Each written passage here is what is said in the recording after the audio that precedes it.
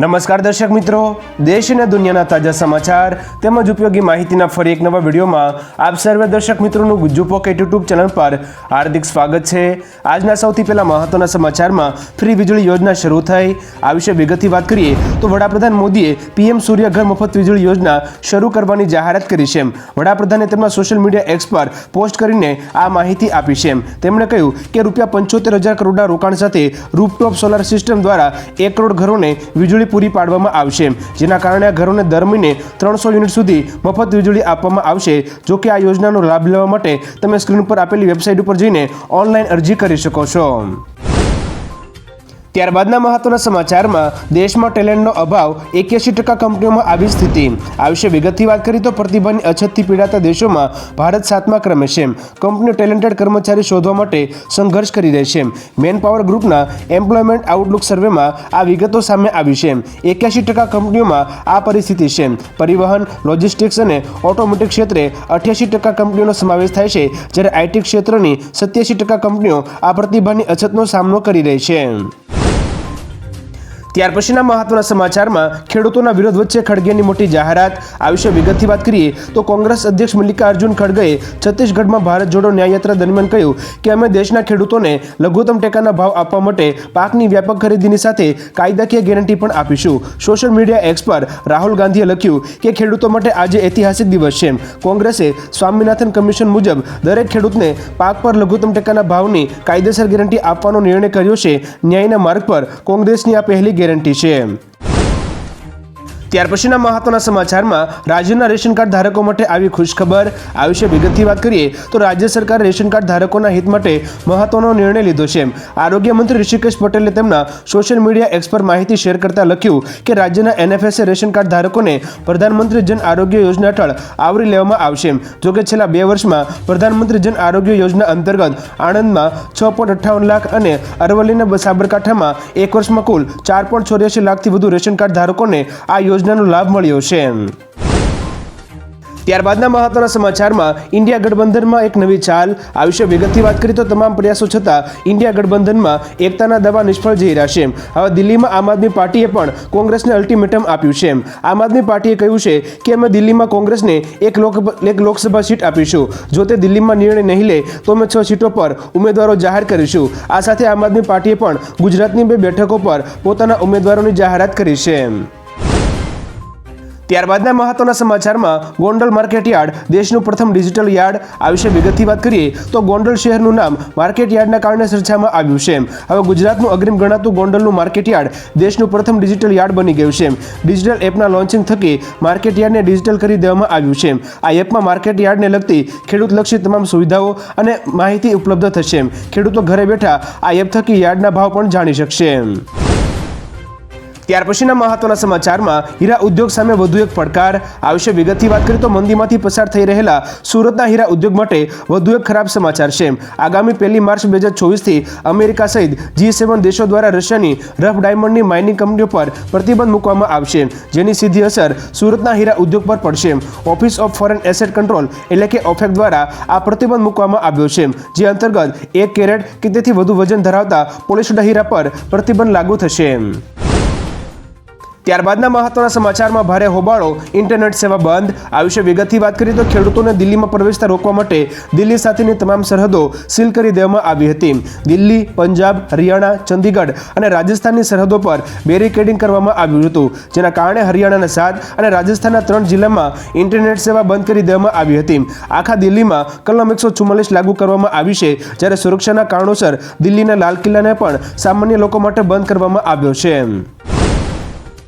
ત્યારબાદના મહત્વના સમાચારમાં પીએમ સ્વનિધિ યોજનાથી નાના વેપારીઓને લાભ। આ વિશે વિગતથી વાત કરીએ તો પીએમ સ્વનિધિ યોજના અંતર્ગત શેરી વિક્રેતાઓ અને નાના વેપારીઓને અપાતી લોન અંગે મૂલ્યાંકન કરતા અભ્યાસમાં જાણવા મળ્યું કે 10,000નો પ્રથમ હપ્તો દરેક લાભાર્થીને ₹23,460ની વધારાની વાર્ષિક આવક કરાવે છે। કેન્દ્રીય આવાસ અને શહેરી બાબતોના મંત્રાલય દ્વારા આ રિસર્ચ કરવામાં આવ્યું હતું। દર્શક મિત્રો, આપણે જણાવી દઈએ કે પીએમ સ્વનિધિની શરૂઆત વર્ષ 2020માં નાના વેપારીઓના ઉત્થાન માટે કરવામાં આવી હતી। ત્યારબાદના મહત્વના સમાચારમાં દેશની સફળ કંપનીમાં સુરતની કંપની મોખરે આ વિશે વિગતથી વાત કરીએ તો હુરુને એક્સિસ બેંકના સહયોગથી એક યાદી બહાર પાડી છે, જેમાં કારોબારના ક્ષેત્રે હરણફાળ ભરી રહેલા સુરતે યાદીમાં સ્થાન હાંસલ કર્યું છે. દેશની સૌથી સફળ 500 કંપનીઓનું કુલ બજાર મૂલ્ય 231 લાખ કરોડ રૂપિયા છે. દેશની આ મોટી કંપનીઓમાં કુલ 44 કંપનીઓ સુરતની છે. આ રેન્કિંગમાં મુંબઈ અને બેંગલુરુ સહિત સુરત જેવા શહેરોમાં આવેલી કંપનીઓનો પણ સમાવેશ તેમાં થાય છે. ત્યારબાદના મહત્વના સમાચારમાં વિશ્વના સૌથી શક્તિશાળી દેશોમાં ભારત આ વિશે વિગતથી વાત કરીએ તો American company global marketing communication BEV group અને US વર્લ્ડ એન્ડ ન્યૂઝ દ્વારા એક રિપોર્ટ રજૂ કરવામાં આવ્યો છે, જેમાં વિશ્વના શક્તિશાળી દેશોનું રેન્કિંગ જાહેર કરવામાં આવ્યું છે, જેમાં ઇઝરાયલ, સંયુક્ત આરબ અમીરાત, Saudi Arabia, Japan, South Korea, Britain, Germany, Russia, ચીન અને અમેરિકા વિશ્વના ટોપ 10 શક્તિશાળી દેશો છે. આ રેન્કમાં ભારત 10માંથી 47.3 પોઈન્ટ સાથે 12મા નંબર પર છે. ત્યાર પછીના મહત્વના સમાચારમાં હોટલ સેક્ટરમાં નોકરીઓ આવશે આ વિશે વિગતથી વાત કરીએ તો હોટલ્સ એસોસિએશન ઓફ ઇન્ડિયા એટલે કે HIA અનુસાર મેડિકલ સ્ટાફ અને ટુરિઝમ સેક્ટર આગામી 5 થી 7 વર્ષમાં 5 કરોડ પ્રત્યક્ષ અને પરોક્ષ નોકરીઓનું સર્જન કરે તેવી શક્યતા છે. રાજ્ય સરકારે ક્ષેત્રને સંપૂર્ણ ઔદ્યોગિક અને મૂળભૂત ક્ષેત્રનો દરજ્જો આપવા માટે જણાવ્યું છે. હોટલ્સ એસોસિએશન ઓફ ઇન્ડિયાના પ્રમુખ પુનીતે જણાવ્યું કે દેશના વિકાસમાં પ્રવાસન ક્ષેત્ર મહત્વપૂર્ણ છે. આ ક્ષેત્ર કુલ રોજગારમાં 10% અને GDPમાં 8% યોગદાન આપે છે.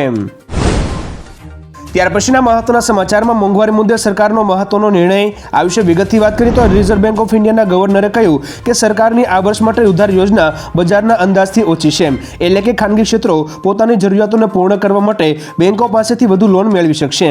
આ કાર્યક્રમથી દેશના આર્થિક વિકાસને પ્રોત્સાહન પણ મળશે. ખાનગી ક્ષેત્રને પોતાના રોકાણ માટે વધુ બેંકોથી લોન મળશે. સરકારના નિર્ણયથી મોંઘવારી પણ ઓછી થશે. નાણામંત્રીએ વર્ષગાળાના બજેટમાં 14.13 લાખ કરોડ રૂપિયા ઉધાર લેવાનો પ્રસ્તાવ રાખ્યો છે. ત્યારબાદના મહત્વના સમાચારમાં કિસાન આંદોલનમાં શું છે ખેડૂતોની માંગ આ વિશે વિગતથી વાત કરીએ તો કિસાન આંદોલનમાં આ મુજબ ખેડૂતોની માંગ છે, જેમાં પાકની ખરીદી પર લઘુત્તમ ટેકાના ભાવની ગેરંટી આપવા માટેનો કાયદો, ખેડૂતોને સંપૂર્ણ લોન માફ કરો, લખીમપુર ખેરી હત્યા કેસમાં ન્યાય મળે, અજય મિશ્રાની ધરપકડ કરી કેબિનેટમાંથી બરતરફ કરવામાં આવે, લખીમપુરના ઘાયલોને 10 લાખ રૂપિયાનું વળતર મળે, તેમજ વિરોધમાં સામેલ ખેડૂતો સામે નોંધાયેલા કેસ પાછા ખેંચવા જોઈએ અને આંદોલનમાં માર્યા ગયેલા ખેડૂતોના પરિવારોને વળતર અને નોકરી મળવી જોઈએ તેવી ખેડૂતો દ્વારા માંગણી કરવામાં આવી રહી છે. ત્યારબાદના મહત્વના સમાચારમાં આ વર્ષે આકરો ઉનાળો રહેશે આ વિશે વિગતથી વાત કરીએ તો હવામાન નિષ્ણાત અંબાલાલ પટેલે આગાહી કરી છે કે આ વર્ષે ઉનાળો આકરો રહેશે.